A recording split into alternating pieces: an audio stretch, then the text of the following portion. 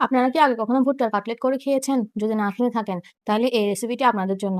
Seriously পুরাই অস্থির একটি কাটলেট ছিল। চিকেন কাটলেটকেও হার মানিয়ে দিবে এমন একটি কাটলেট। ভুট্টার কাটলেটটি বানানোর জন্য আমি একটি সুইট কর্ন নিয়ে ফার্স্টে কর্নের খোসাগুলো ভালো করে ছাড়িয়ে নিয়ে একটি ছুরির সাহায্যে দানাগুলো আলাদা করে নিয়ে ভালো করে ধুয়ে ব্লেন্ড করে নিব। এরপর কিছু কুচনো ইনগ্রিডিয়েন্টস দিয়ে দিব। কুচনো ইনগ্রিডিয়েন্টস গুলো হচ্ছে গাজর কুচি, ধনেপাতা কুচি, পেঁয়াজ কুচি, রসুন কুচি ও আদা কুচি, কাঁচামরিচ কুচি, সেদ্ধ আলু ভালো করে ফার্স্টে ম্যাশ করে নিব।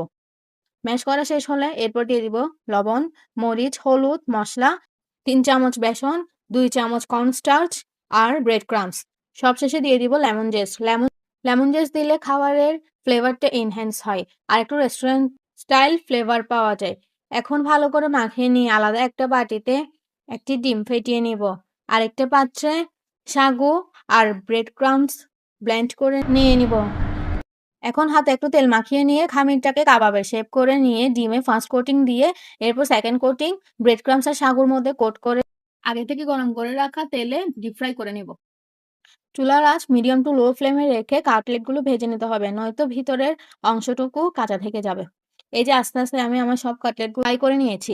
এই কাটলেটটি সন্ধ্যার নাস্তায় বা পোলাও বা বিরিয়ানিতে অনায়াসে যে কেউ খেতে পারবে।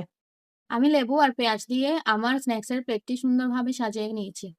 আর টমেটো কেচাপও নিয়েছি, যেটি স্ন্যাক্স আইটেমে না নিলেই নয়। 10 মিনিটে রেডি হয়ে যায় এই সিম্পল কাটলেটটি, কিন্তু খেতে কিন্তু অসাধারণ, পুরোই চিকেন কাটলেটের মতো। আজকে এ পর্যন্ত, দেখা হচ্ছে নেক্সট কোনো ভিডিওতে, ততক্ষণে টাটা।